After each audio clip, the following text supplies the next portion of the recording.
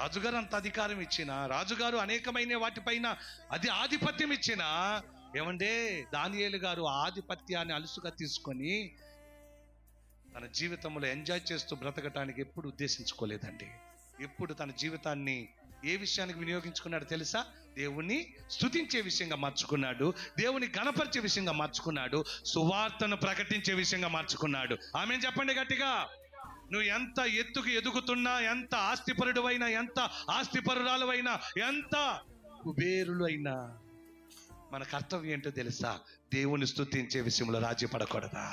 దేవుని అనేకులకు పరిచయం చేసే విషయంలో రాజీ పడకూడదు. అయ్యా నాకు అన్నీ ఇచ్చాడు, ఇక ఎవరి దగ్గరికి వెళ్ళి సువార్త చెప్పను, ఎవరి దగ్గరికి వెళ్ళి నేను స్తుతించను, దేవుని ఎలా గణపరచను అనుకొని కూర్చుండిపోలేదు. ఏం చేశాడు దానియేలు గారు? అనేకులకు బోధించాడు. బోధను రాజుగారి దగ్గరకు కూడా తీసుకెళ్ళాడు, అనేకులకు ప్రకటించడం మొదలుపెట్టాడు.